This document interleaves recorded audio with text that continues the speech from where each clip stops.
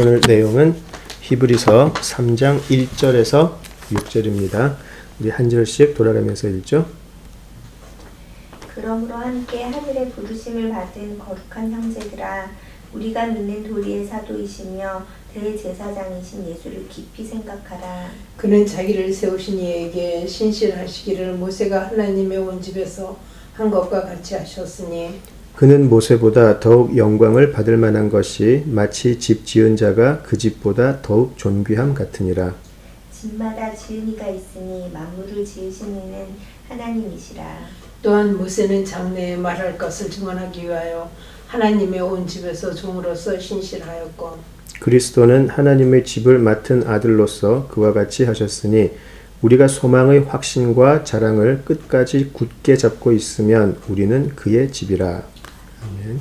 기도하시죠. 하나님 은혜를 감사합니다. 오늘도 귀한 아버지 하나님의 말씀 저희들에게 허락하여 주심을 감사합니다. 오늘의 말씀에 숨겨있는 많은 하나님의 깊은 사랑과 긍휼을 우리 모두 알게 하시고 그 안에서 기뻐하고 감격하는 시간 되게 하여 주시옵소서. 성령 하나님께서 주관하여 주시기를 기도합니다. 예수님 이름으로 기도드립니다. 아멘. 예, 계속해서 우리 3장 오늘을 살펴보았으면 좋겠는데요. 우리가 지난주에 3장 1절에서 하늘의 부르심을 받은 또 거룩한 형제들이라고 우리를 칭함해서 우리가 어떠한 하나님의 은혜를 받았는지, 어떠한 선택을 받은 영광의 자리에 있는지 우리가 살펴보았고요. 그리고 예수님의 사도이심, 사도가 되시는 예수님에 대해서 좀 살펴보았습니다. 오늘은 대제사장이신 예수를 깊이 생각하라 라고 해서요. 사도이시며 대제사장이신 예수를 깊이 생각하라. 그 후반부에서 이제 대제사장이 되신 예수님에 대해서 이야기를 할 거고요. 특히 이제 여기서부터 특별히 히브리서는 예수님과 대제사장 그리고 모세가 굉장히 중요한 주제가 되죠. 왜냐하면 우리가 알듯이 히브리서는 히브리인들, 그러니까 그 유대인 그리스도인들을 향한 글이었고요. 서신이었고, 특별히 이 글을 써야만 했던 가장 큰 이유 중에 하나가 그 히브리인의 전통이 오히려 그들이 예수님을 믿는 신앙으로 가는데 방해가 되고 발목을 잡고 있는 것을 이 히브리서 기자가 알았기 때문에 가장 히브리인들이 그들의 전통에서 가장 중요하게 생각했던 것을 정면으로 반박할 수밖에 없는 것이죠. 근데 그 중에서도 가장 중요했던 게 사람으로 치면 아마 모세였을 거고요. 또 직책으로 치면 대제사장이었을 거예요. 그래서 우리가 히브리서를 오늘뿐만이 아니고 오늘 본문뿐만이 아니고 히브리서 끝까지 모세와 이 대제사장직에 관한 내용이 반복돼서 나오는 것을 우리가 볼 수 있습니다. 특별히 이제 오늘은 이 대제사장이신 예수에 관해서 한번 먼저 약간 서론격으로요. 한번 우리가 이야기를 할 수 있을 것 같아요. 그 모세가 사실은 이제 오늘 우리가 읽었던 본문 중에 2절부터 본격적으로 나오죠. 1절 후반절에 사도이시며 대제사장이신 예수를 깊이 생각하라 그러면서 2절을 바로 가면 그 다음 절에 바로 모세가 이제 등장을 하게 되거든요. 그래서 이 히브리서 기자는 사도이시며 대제사장이신 예수를 바로 모세와 직접적으로 이제 비교를 하겠다라는 것이죠. 왜냐하면 이스라엘 사람들에게 가장 중요했던 사도이자 대제사장은 사실은 모세였으니까요. 우리가 모세를 생각을 하면 모세는 굉장히 이스라엘에서 어쩌면 이스라엘 사람이라는 정체성을 가져다 준 사람이기도 하죠. 이스라엘 사람들이 자기가 선민이라는 것을 어떻게 확신을 했을까요? 바로 하나님의 율법을 자기들만 받았다는 것으로 자기들이 선민이었다라고 생각을 했었어요. 하나님이 그들을 사랑해서 하나님의 택하심을 받았기 때문에 하나님의 법을 자신들만 받았다라고 믿고 있었던 것이죠. 그래서 모세는 그 이스라엘 사람들의 정체성이 되는 선민으로서의 정체성이 되는 율법을 하나님으로부터 받아서 전해준 사람이기 때문에 굉장히 중요한 것이죠. 이스라엘의 그 정체성에 관해서 모세는 없어서는 안 될 사람이었고요. 또 하나는 모세는 선지자이기도 했어요. 그 사람들에게. 그래서 많은 선지자들이 왔었지만 모세는 앞으로 이스라엘 사람들이 가나안에 들어가고 그 후에 어떻게 삶을 살아야 될 것이며 어떻게 하나님께서 그들의 순종과 불순종에 대해서 하나님께서 반응을 하실 것이다라는 그런 예언 같은 것을 하기도 했고요. 또 하나님과 이스라엘 민족 사이에 중요한 것, 중재자 역할을 하기도 했었어요. 그죠? 그래서 광야에서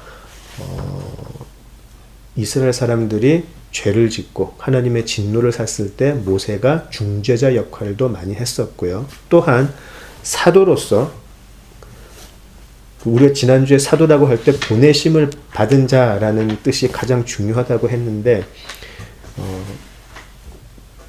나이가 들어서 그냥 미디안 광야에서 있던 모세를 하나님이 직접 택하시고 애굽에 보내셔서 애굽 바로에게는 멸망의 소식을 전하고 이스라엘 사람들에게는 해방의 소식을 전했죠. 사도로서의 역할도 모세는 감당을 했었어요. 또 하나의 이스라엘 민족의 선민의 증거가 율법 외에 또 하나가 더 있죠. 바로 출애굽 사건이었죠. 유월절을 통해서 그들이 홍해 바다가 갈라지고 거기를 건너갔다라는 그 사실, 그 역사적인 사실 하나도 그들에게는 선민이 될 수 있는 굉장히 중요한 사건이었는데요. 거기도 모세가 사도로서 또 중재자로서 엄청난 역할을 감당을 하게 되는 거죠. 이런 모세가 지금 히브리 출신 그리스도인들에게 지금 히브리서 기자는 이 모세보다 더 뛰어난 분이 계시다라고 이제 설득을 하기 시작하는 것이 이제 3장에 이제 나오는 부분이에요. 그래서 이제 먼저 대제사장이라는 표현을 한번 보죠. 모세가 대제사장이었나요? 아론이 대제사장이었죠. 아론이. 그런데 그 시편 99편 6절을 보시면은요. 모세를 대제사장이라고 이야기를 해요. 실제로. 제가 잠깐 읽어볼게요. 시편 99편 6절에 가시면 그의 제사장들 중에는 모세와 아론이 있고 그의 이름을 부르는 자들 중에는 사무엘이 있도다 라고 해가지고요. 시편에서는 정확하게 모세도 아론과 같이 대제사장 중에 한 명이었다라고 이야기를 하고 있어요. 그래서 거의 뭐 종합 선물 세트죠. 모세는 모든 것에 다 접촉이 돼요. 그만큼 이스라엘 사람들이 아브라함은 민족의 근원이었다라고 생각을 하지만 하나님과 그들 사이에서 그들을 하나님의 선민의 자격을 주어진 그런 정체성이 부여되는 그 사건에는 모세가 생각이 되는 거죠. 그래서 그들의 모든 사실 그들은 종교가 사회, 정치 모든 것을 장악을 하고 있는 그런 구조였으니까 가장 중요한 사람이 되었다라는 거죠. 특별히 거기서 대제사장으로서의 역할을 한번 생각을 해보겠습니다. 우리 2장 마지막으로 한번 가보죠. 바로 위에 2장 17절, 18절을 한번 읽어보죠. 자, 2장 17절, 18절을 함께 읽어보겠습니다. 그러므로 그가 범사의 형제들과 같이 되심이 마땅하도다. 이는 하나님의 일에 자비하고 신실한 영이 되어 백성의 죄를 속량하려 하심이라. 그가 시험을 받아 고난을 당하셨은즉 시험 받는 자들을 능히 도우실 수 있느니라 라고 했어요. 2장 17절과 18절을 사실은 받아서 3장 1절이 그렇기 때문에 예수님이 사도가 되시고 대제사장이 된다라고 받고 있거든요. 그렇죠? 그러니까 왜 지금 히브리서 기자가 예수님이 대제사장이 되신다라는 것을 의미하는지 일단 2장 17절 18절을 한번 좀 보는 게 좋아요. 2장 17절과 18절은 저번에 우리 2장을 나눌 때 굉장히 우리 복음에서도 굉장히 중요한 부분이라고 말씀드렸던 기억이 나요. 왜냐하면 특별히 17절에서 대제사장이 되어 백성의 죄를 속량하려 하십니다. 라고 해서 프로피시에이션 생각이 나시죠? 하나님의 진노를 자신이 대신해서 감당을 하고 그리고 하나님과 우리 사이를 화목시키신 그 역할이 17절에서 정확하게 서술이 되어 있거든요. 그런데 17절 처음 보시면 그가 범사의 형제들과 같이 됨이 마땅하도다라고 되어 있거든요. 그렇죠? 그래서 그분은 대제사장이 된다라는 게 있기 때문에 우리가 왜 예수님이 우리와 같은 형제가 되심이 마땅한가에 대해서 생각을 하면 오늘부터 있을 그리고 히브리서에서 나오는 이 대제사장으로서의 예수님에 대해서 이해가 훨씬 쉬울 수가 있을 거예요. 무엇보다 대제사장을 가만 생각을 해보면은요, 제사장은 하나님과 우리 사이에서 프로피시에이션, 그죠? 화목의 역할을 감당을 하고 있는데, 근데 제사장은 신적인 존재는 아니에요, 그죠? 신적인 존재는 아니지만 이스라엘 민족 중에서 하나님 앞에 백성들의 죄를 가지고 나아갈 수 있는 유일한 사람이었어요, 그죠? 자, 그렇기 때문에 대제사장은 인간과 같은 사람이기 때문에 인간의 죄를 그 사람이 대신해서 올 수는 있어요. 그렇지만 대제사장은 신적인 존재는 아니기 때문에 자기 스스로가 흠이 있거나 자기 스스로가 준비가 되지 않은 상태에서 다른 사람의 죄까지 들고 하나님 앞에 나오게 되면 하나님은 그 자리에서 그 사람을 죽였다라고 나와 있어요. 그러니까 이 대제사장의 역할은 사실은 완벽한 자리는 아니에요.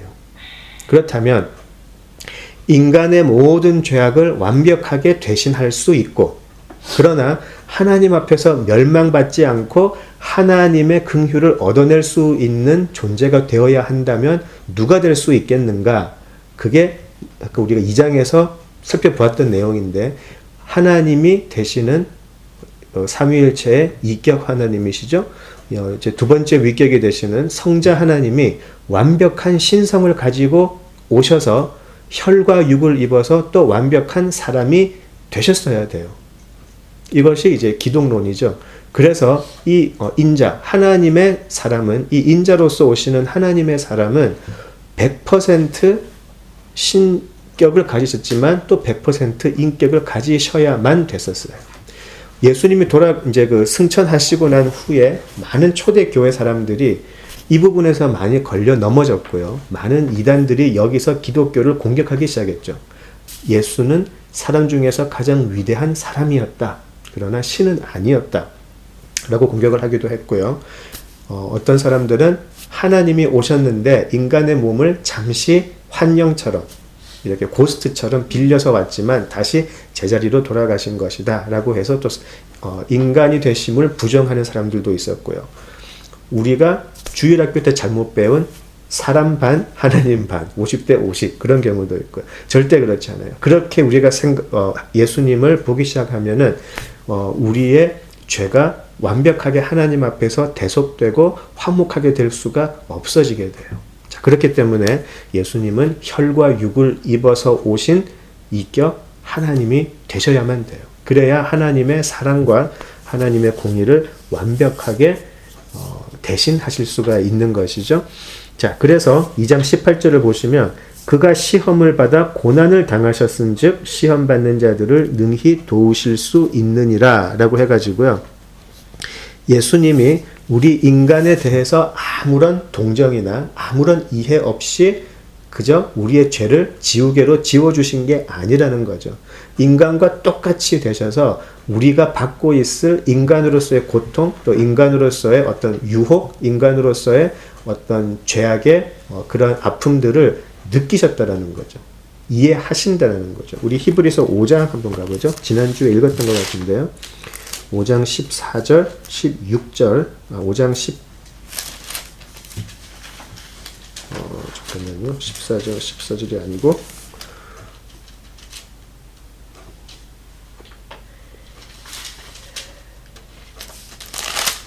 4장이요? 네, 4장이네요. 네, 4장 14절에서 16절이네요. 이걸 한번 같이 읽어보죠. 굉장히 중요한 부분인데요. 4장 14절에서 16절입니다.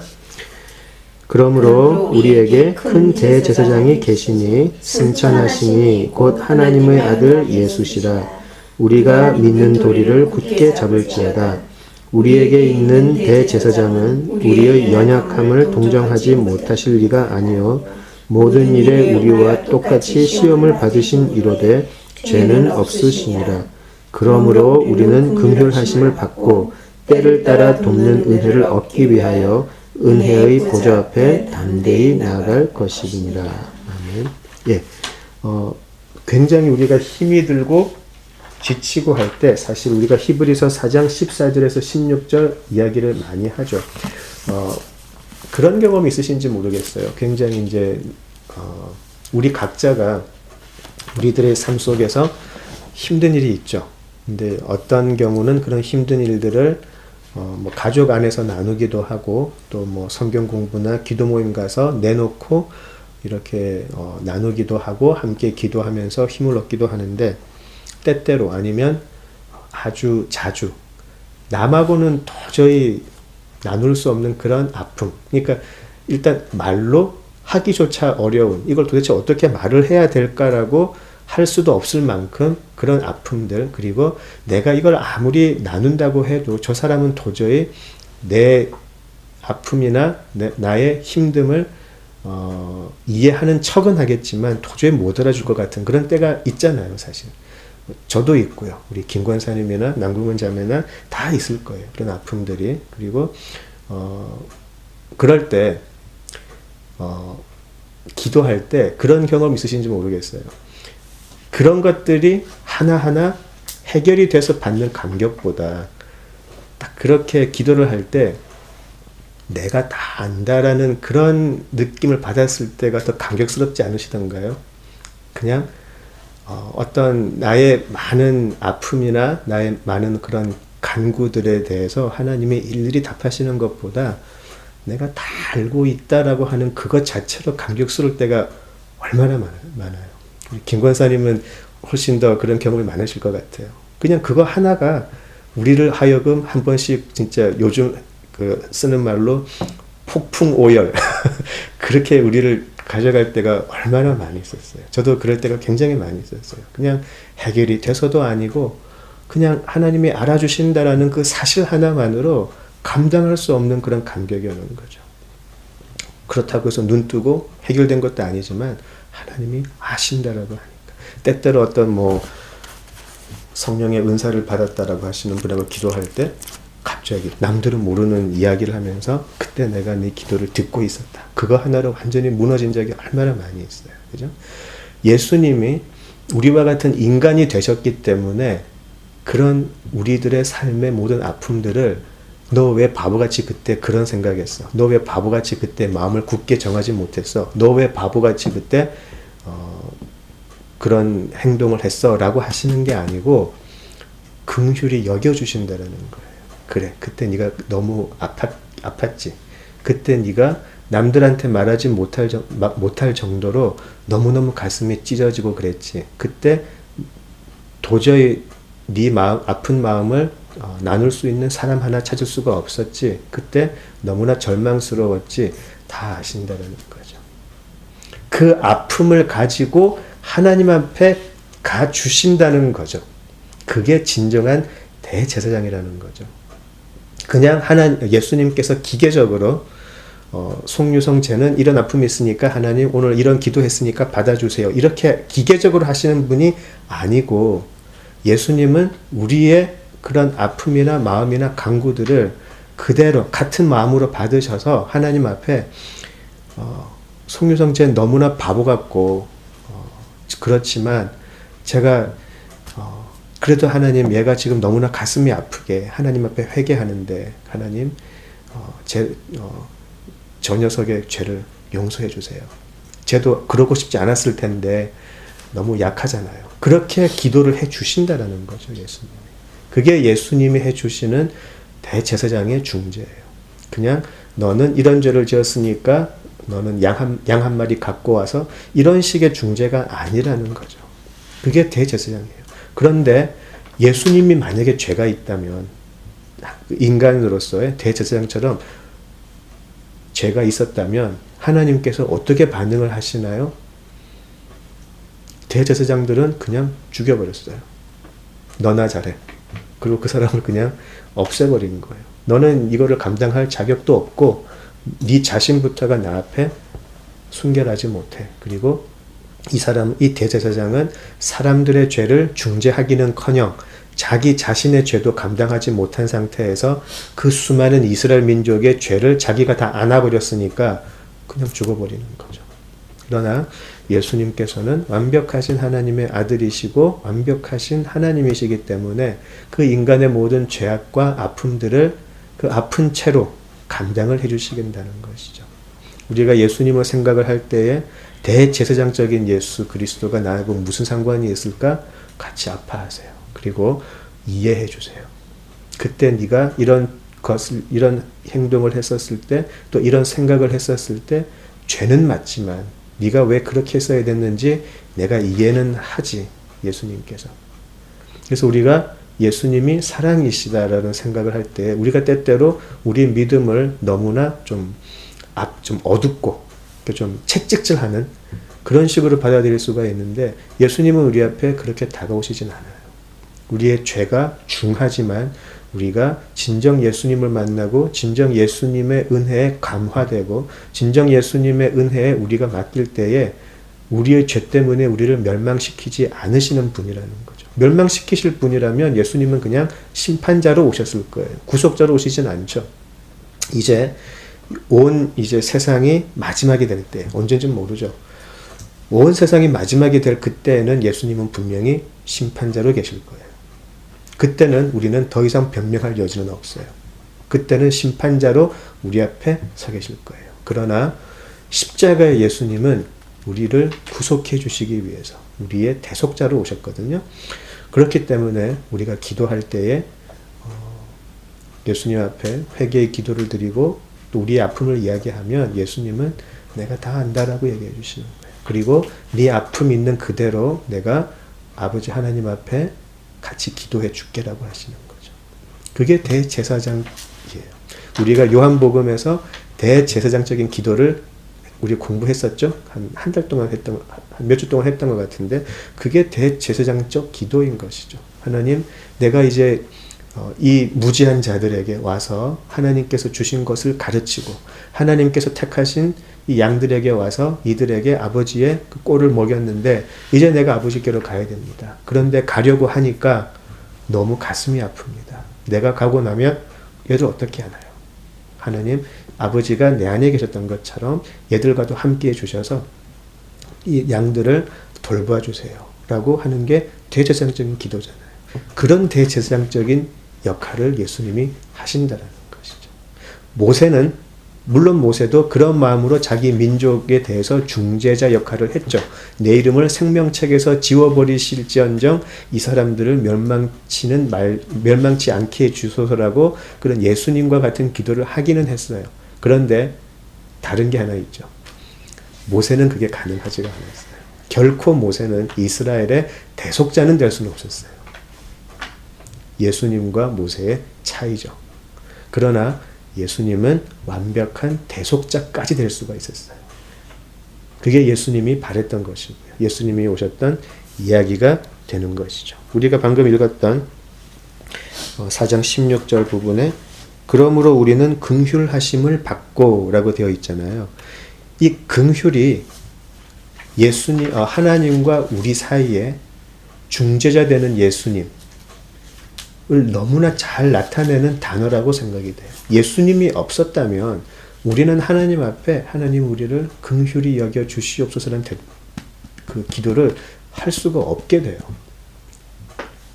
아무리 하나님의 사랑의 하나님이 우리를 긍휼히 여기시려고 해도 우리는 그게 안 되기 때문에.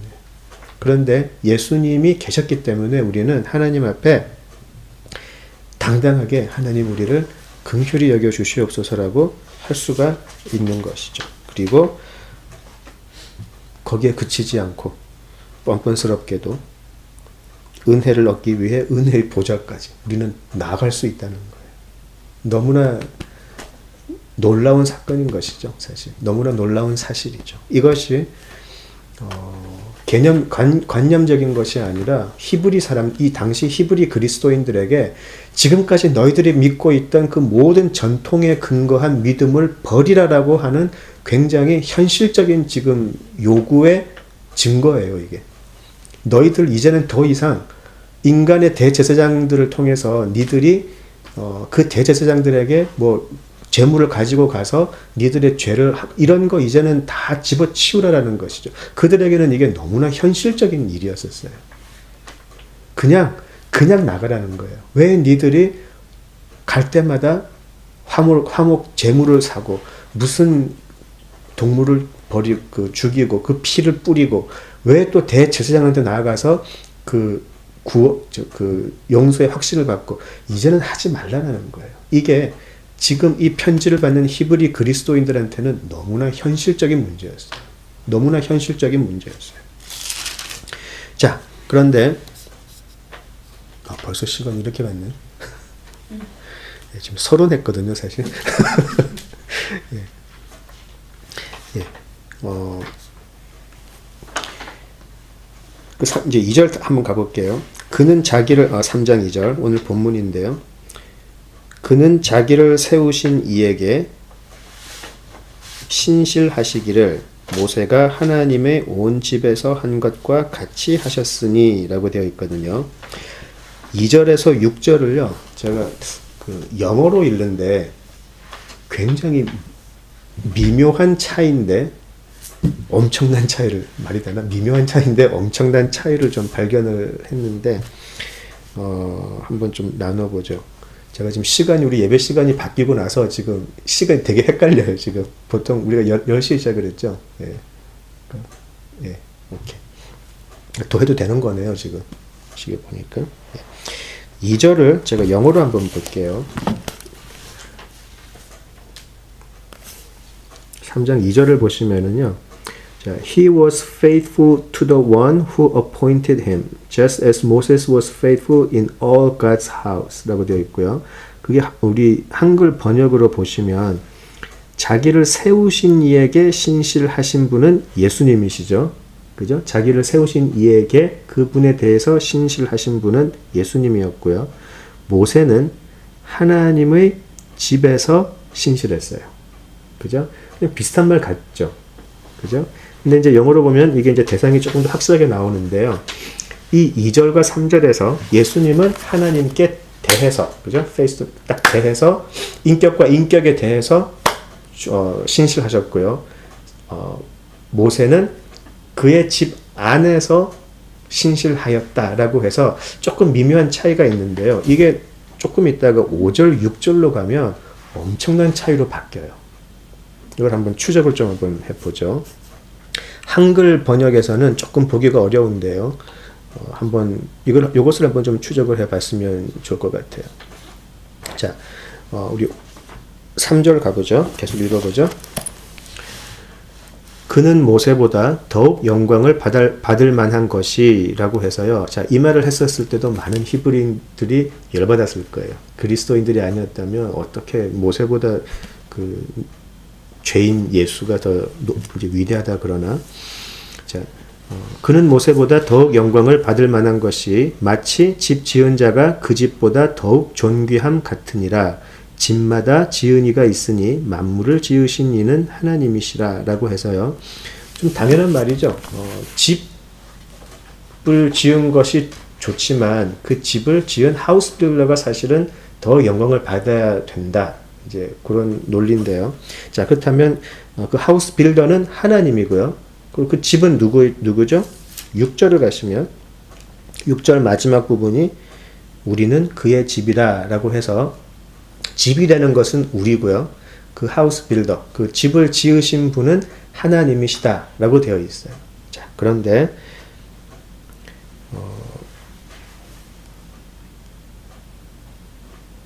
그 하나님의 집이 우리인데 그 안에서 모세는 역할은 뭐죠? 5절을 보시면은요. 또한 모세는 장래에 말할 것을 증언하기 위하여 하나님의 온 집에서 종으로서 신실하였고 라고 해서요. 하나님이 짓는 집, 우리들의 집, 우리들인데 그 안에서 그 안에서 하나님의 집 안에서 똑같죠? 아까 2절에서 보았던 거하고 하나님의 집 안에서 하나님의 주신 일을 열심히 했던 종이었다라고 되어 있어요. 서번트라고요. 자, 그런데 예수님은 무엇이죠?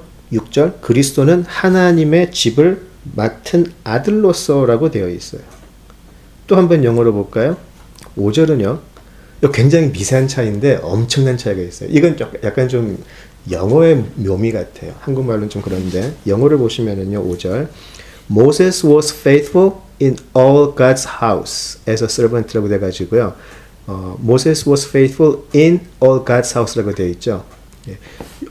in이라고 되어 있어요. 그죠? 예. 자, 그 다음 6절을 한번 볼까요? Christ is faithful over God's house as a son 해가지고요. 여기는 in이 아니죠. over라고 되어 있죠. 자, in과 over가 미묘한 차이 같은데 엄청난 차이를 만들어내요. 지금 히브리서 기자가 여기서. 자, 다시 무슨 말이냐면요. 모세는요. 하나님께서 주어진 바운드리 안에서 자기에게 주어질 일을 열심히 했다라는 거죠. 자, 집을 지을 때 페인트도 칠을 해야 되고 카펫도 깔아야 되고 또 뭐죠? 할 거 많잖아요. 커튼도 치고, 그죠? 블라인드도 설치하고 많이 해야 돼요. 모세는 그 집을 지어야 되는 그 목적 안에서 자기가 맡은 일을 열심히 한 종이었다라는 거죠. 그래서 모세가 하나님의 집 안에서 그에게 맡은 일을 열심히 한 종이었다라는 게 5절이고요. 6절은 근데 Christ is faithful over God's house as a son 해가지고요. 이 말은 집 안에서 충실한 종의 역할이 아니고 집을 다스린 분이라는 표현이 돼요. in과 over의 차이예요. 그러니까 자신이 어떤 집을 짓는데 한 곳을 맡아가지고 그 역할을 충분히 한 게 모세고요.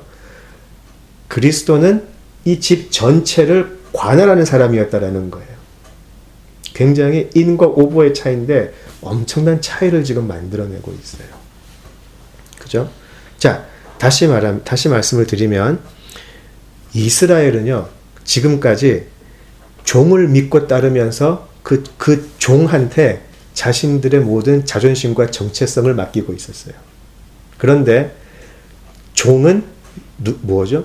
아들이 이 집에서 잘 살 수 있게 준비를 하는 역할이죠. 그 집에 소유권은 없는 사람이에요. 그런데 예수님은 그 집을 관할하는 사람이었다는 거죠. 관할하는 사람일 뿐더러 6절을 보시면 그리스도는 하나님의 집을 맡은 아들로서 그와 같이 하셨으니 라고 해가지고요.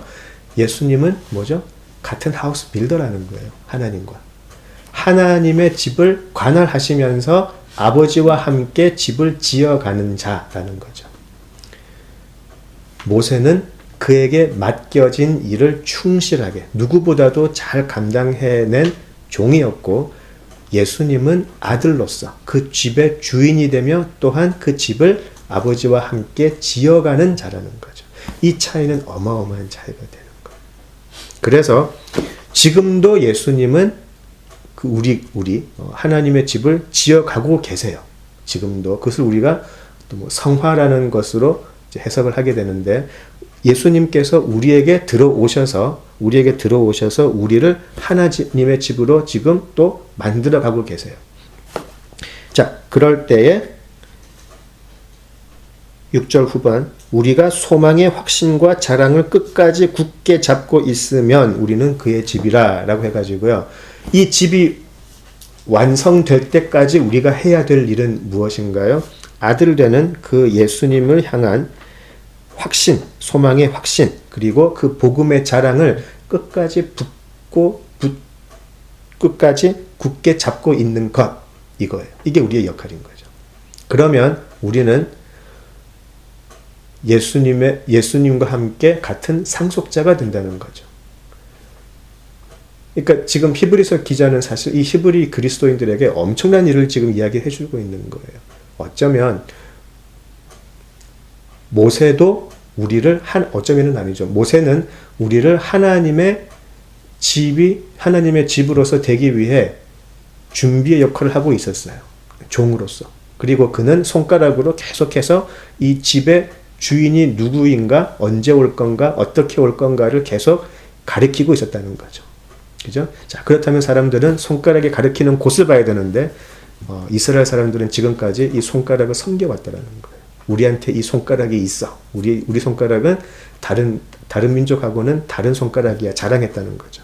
그런데 이 손가락이 가리키는 그것이 바로 그리스도였고 그 그리스도를 통한 하나님과 우리의 화목 그리고 우리가 예수와 함께 형제가 되고 하나님 나라의 상속자가 되는 것 그것을 보라는 것이었잖아요. 자, 그래서 지금 히브리 그리스도인들에게 이 이야기는 다음 그 7절 밑으로 가면 훨씬 강한 경고로 다가오게 돼요.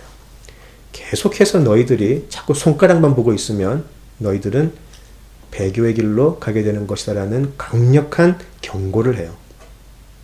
이것이 모세도 좋고 그리스도도 좋고 이런 게 아니라는 거예요. 왜냐하면 히브리 사람들은 자꾸 옛날로 돌아가고 싶어 했어요. 그리스도가 이 집의 주인이고 그리스도가 있기 때문에 우리도 그 집으로 완성된다라는 소망으로 충분한데 그래도 우리 전통을 버릴 수는 없지. 그리고 예수를 믿는 것만으로 충분하지 않고 뭔가 전통을 지켜야 내 마음의 찝찝함이 사라지지. 그래야 하나님을 온전히 믿는 것이지라는 그런 아주 미혹되는 그런 인간의 좀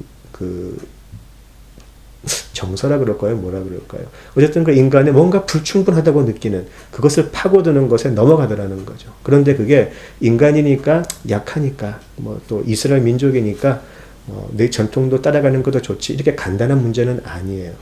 거기에 관한 강한 경고는 우리가 다음 주에 보기로 하고요. 그러나 우리가 알아야 될 것은 모세, 우리 믿음의 최고의 가치로 생각했던 모세도 하나님의 주어진 집 안에서 in God's house에서의 종에 불과했다라는 것. 그러나 예수는 그 집을 관할하는 아버지의 아들, 바로 소유권이 있는 사람, over God's house as a son. 그죠?